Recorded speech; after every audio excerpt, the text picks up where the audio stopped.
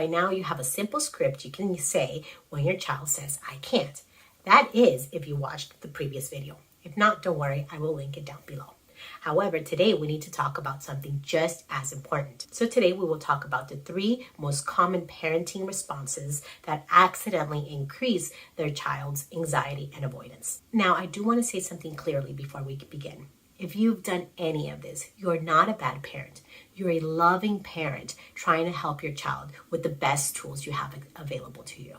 Once you understand what's happening neurologically, you will see why these strategies backfire. So for a quick recap, remember the avoidance cycle we talked about: trigger, anxiety, avoidance, relief. Avoidance works because it lowers the anxiety. So remember, anything that lowers anxiety without building skills is actually strengthening this cycle. So try to remember that as we move through these examples. The first mistake is over-reassuring. Over-reassuring sounds like, it's okay, it's not a big deal, I know you can do this, you'll be fine. Now, I get the intention behind this mistake.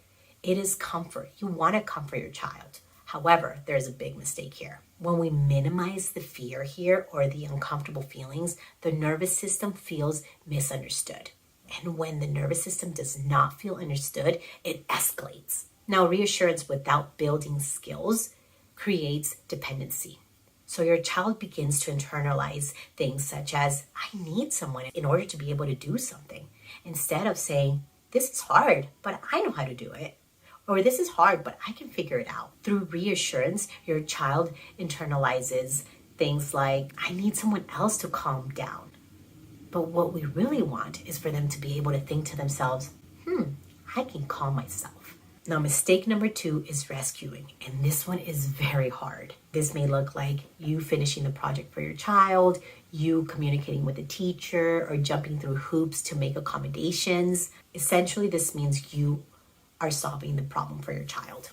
And in the moment, for your child, this brings relief, so anxiety drops.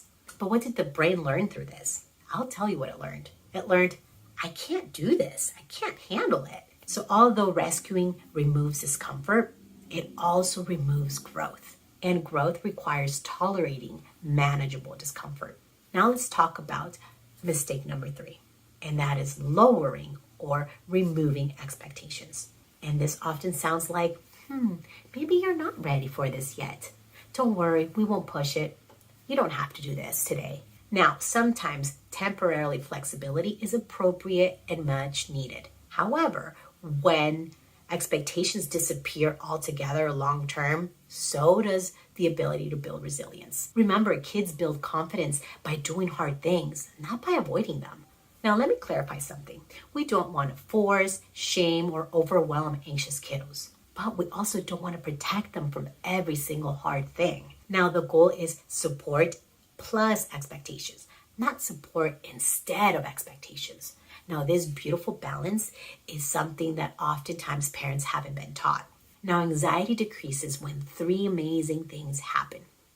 And that is when the child feels understood, when the child experiences success, and when the child has manageable exposure to difficulty. And that's how resilience grows, not through pressure, not through protection. It grows through simple, supported practice. Now, there is a structured way to do this consistently. A way in which we build emotional regulation, we reinforce effort over outcome, we validate feelings without validating avoidance, and where we keep expectations in place. And when you begin to apply all these pieces together, the anxiety cycle begins to weaken. We'll talk more about that soon. But for now, I want you to think about something this week. When your child avoids something, I want you to think to yourself, now, did I lower anxiety or did I help build skills? Before we wrap up, I want to say something important. Most of the parents I work with don't realize that they're actually reinforcing avoidance. They're exhausted, they're trying to keep the peace, they're trying to avoid the meltdowns. And once they see these patterns, they begin to feel discouraged at first. Now here's the good news. These patterns can change quickly when you respond differently. Not perfectly, just consistently. And in the next video, I want to show you what that really looks like in real life. I'm going to walk you through a story of one mom that felt completely stuck. Her child was constantly melting down, refusing to do homework, and just shutting down and saying, I can't do this. She was stuck. in that rescue reassuring cycle that we just talked about. And once she shifted the way she responded, without yelling, without reassuring, things began to change. Not overnight, but predictably. You'll see what she did differently and what happened next as a result. Now, I don't just want you to know the mistakes. I want you to see what's possible when you replace them with the right structure. So for that, stay tuned for the next video. I'll see you on the next one. Thank you. Bye.